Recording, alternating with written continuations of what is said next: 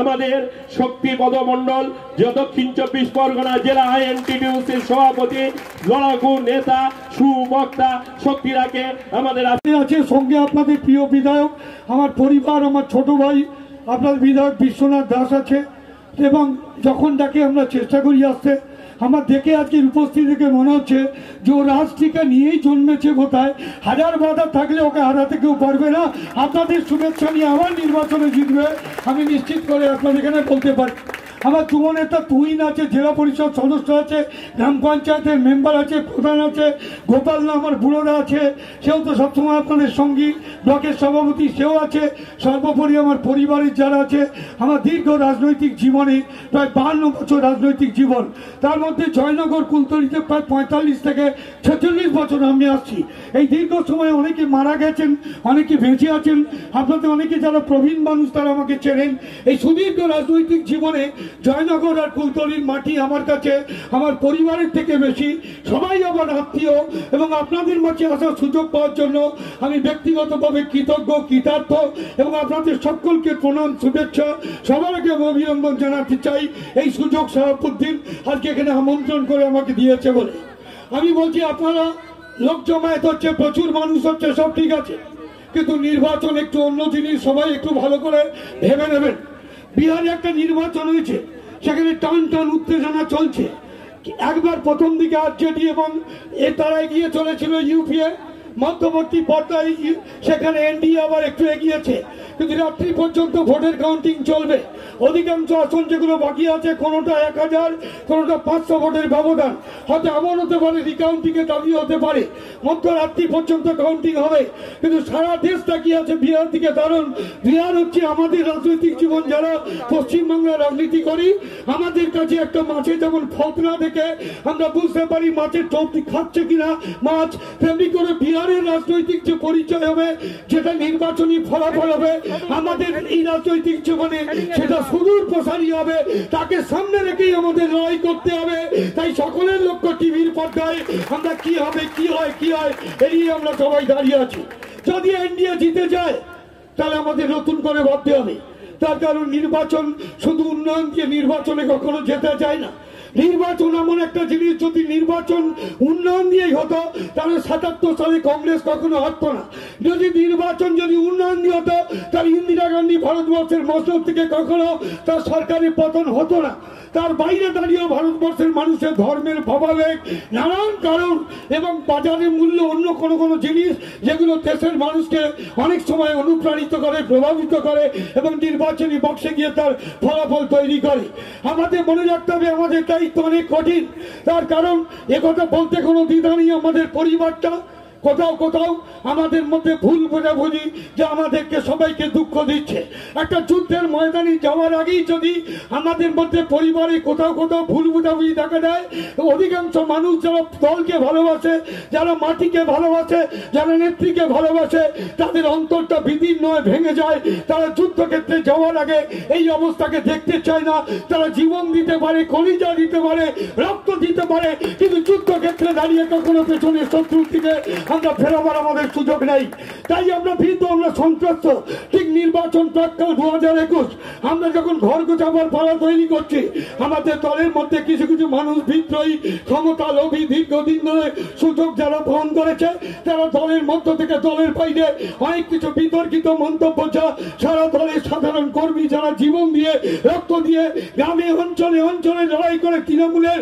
ঝান্ডাকে যারা তুলে ধরেছে বুক দিয়ে সেই মানুষগুলো বুকটা বক্ষ বিধি নয় এইসব বেঈমান শত্রু যারা পার্টির মধ্যে থেকে সুযোগ নিয়ে যারা পার্টি বিরোধী কথা বলছে আমাদের তার জন্য দুঃখ হয় আমরা মনে রাখতে হবে এই রাজ্যে নির্বাচনী ঘন্টা অমিত শাহ দুদিনের সফর এসে বাজিয়ে দিয়ে গেছে তিনি বলেছেন 200 আসন এই রাজ্য থেকে তারা পাবে অর্থাৎ তার কর্মীদের উৎসাহিত করে বিশৃঙ্খলা তৈরি করে এই রাজ্যের নির্বাচনী বৈতরণী পার হওয়ার জন্য তার দলীয় কর্মীদের উৎসাহিত করে দিন চলে গেছে আমাদের মনে রাখতে হবে আমাদের শক্তি কিন্তু ঐক্য হিন্দু মুসলিম জৈন খ্রিস্টান এক জাতি এক প্রাণ একতা এটাই হচ্ছে আমার রাজ্যের বারতা মমতা ব্যানার্জির নেতৃত্বে রাজ্যের মানুষ সংখ্যালঘু মানুষ চারিদিকে রয়েছে এখানে, তারা কোনো অবস্থায় যেন আমাদের এই ভ্রাতৃত্বের বন্ধন, সৌভাতৃত্বের সম্পর্ক, সম্প্রীতির বন্ধন কেউ যেন ভাঙতে না পারে। আগামী যুদ্ধে এটাই হবে শক্তি, আর এই শক্তি দিয়ে লড়তে হবে। তাই সকলকে তৈরি থাকতে হবে। বাজার দর বেড়ে গেছে, আলু পেঁয়াজে আকাশ ছোঁয়াছে, মমতা চিঠি দিয়েছে। আগে পেঁয়াজ কাটতে গেলে মায়েদের চোখে জল হতো, এখন পেঁয়াজ কিনতে গেলে চোখের জল হচ্ছে। এই চোখের জল নিয়ে কেন্দ্রীয় সরকারের বিরুদ্ধে আমাদের লড়াই আমরা নেমেছি। সারা বাজারে একটা সরকার কেন্দ্রে আছে, চারিদিকে আয়ারাম গায়ারাম সরকার, হিন্দি বলা হতো। এমএলএ কেনা বেচা, সরকার গঠন করা, টাকার বস্তা পৌঁছে দেওয়া, এটা হিন্দি বলায় নীতি ছিল। কিন্তু এখন কেন্দ্রে একটি সরকার আছে, তার নাম তারা হচ্ছে বেচারাম। কোনো কেনা দূরে থাক, সব বেচে দিচ্ছে, দেশটাই বেচে দিচ্ছে বেচারামের হাতে। তাই এই বেচারামের বিরুদ্ধে লড়াই আগামী নির্বাচনে গুরুত্বপূর্ণ আমাদের ভূমিকা থাকবে। সমস্ত সরকারি সম্পত্তি বিক্রি, রেল থেকে বিমান থেকে ইন্স্যুরেন্স থেকে শুরু করে যা কিছু ইন্দিরা গান্ধী জাতীয়করণ করে মানুষকে উপহার দিয়েছিল, আজকে সেইখান থেকে চলে কেন্দ্রের সরকার সবকিছুকে বিক্রি করে দিচ্ছে বিদেশি পুঁজিপতি, কালোবাজারি আর একচেটিয়া পুঁজিবাদী হাতে। আমাদের শত্রু হচ্ছে সাম্রাজ্যবাদ, আমাদের শত্রু পুঁজিবাদ, আমাদের শত্রু কালোবাজার, আমাদের শত্রু হচ্ছে বেসরকারীকরণ, আমাদের শত্রু বিলগ্নীকরণ, আমাদের শত্রু হচ্ছে গণতান্ত্রিক অধিকারকে, রাজ্যের সম্পর্ক, রাজ্যের অধিকার তাকে। এই যে আমার দেশের যে নিয়ম, ফেডারেল স্ট্রাকচার অফ গভর্নমেন্ট, রাজ্যের ক্ষমতা খর্ব করে সমস্ত ক্ষমতা একটা সরকার নিজের হাতে নিয়ে রাজ্যকে দুর্বল করার চেষ্টা করছে। একটা কঠিন সময় রাজনৈতিক অঙ্ক, আমাদের কোনো আনন্দ করার সময় নেই। এই নির্বাচনী লড়াই এত সহজ হবে না ভাই।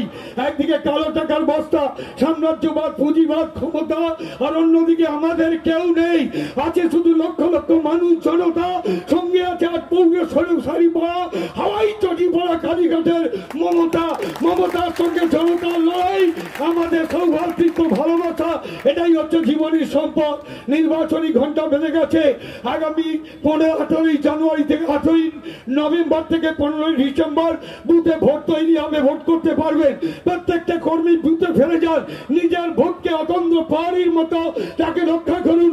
মানুষের বাড়িতে বাড়িতে যান, কোনো বিভেদ গুছিয়ে ফেলুন। উন্নয়নের যা কিছু মমতা করেছে মানুষকে বুঝিয়ে বলুন। যারা মুখ ফিরিয়ে নিয়েছে বুকে জড়িয়ে ধরুন।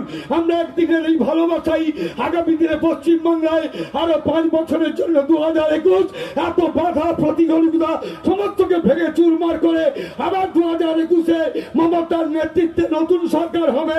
আমার বিশ্বাস যদি এক থাকি তাহলে আমরা 200-র বেশি আসন দিয়ে আবার মমতাকে মুখ্যমন্ত্রী করে আমরা রাইটার্সে পৌঁছে দিয়ে মামাটি সরকারের ভিত্তিটা আরো শক্তিশালী করতে পারবো। এ লড়াই বড় কঠিন লড়াই ভাই, এত সহজে ভাববেন না।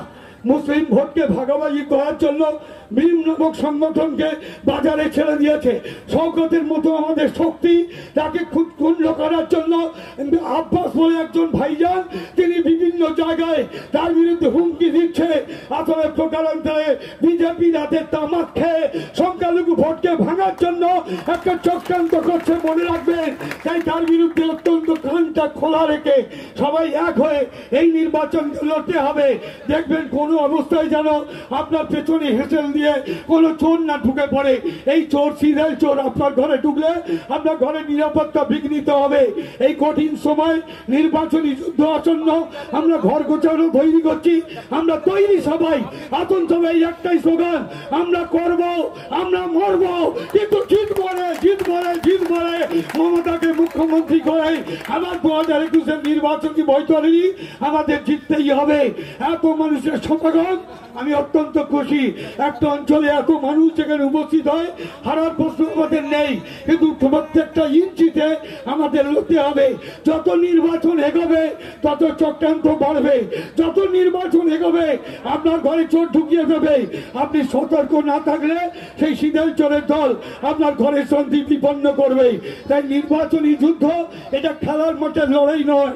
নির্বাচনী যুদ্ধ এর গতি প্রকৃতি যুদ্ধের সমস্ত বিস্তৃতি অনেক কঠিন এবং কঠোর হয়। এই প্রত্যেকটা কর্মীর জাগ্রত চিত্তে কান খোলা রেখে নিজের নিজের বুথকে আপনি সামাল দিন।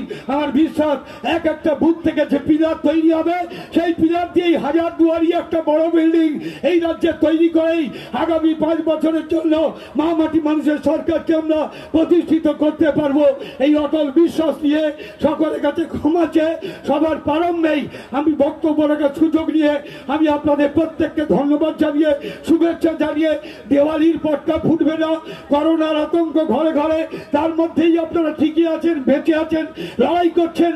আমরা জানি করোনা হারবে, আমরা জিতবো, 21-এ বিজেপি হারবে, আমরা জিতবো জিতবো জিতবো। এই জেতার প্রতিশ্রুতি আপনাদের প্রত্যেকের কাছে পৌঁছে দিয়ে সকলের প্রতি শুভেচ্ছা অভিনন্দন ভালোবাসা জানিয়ে আপনাদের দোয়া আর আশীর্বাদ আমরা বিশ্বনাথের পক্ষে ভিক্ষা হিসেবে চেয়ে আপনাদের প্রত্যেককে প্রণাম জানিয়ে আমার বক্তব্য শেষ করছি। জয় হিন্দ, বন্দে মাতরম। তৃণমূল কংগ্রেস জিন্দাবাদ, মমতা বন্দ্যোপাধ্যায় জিন্দাবাদ, অভিষেক বন্দ্যোপাধ্যায় জিন্দাবাদ।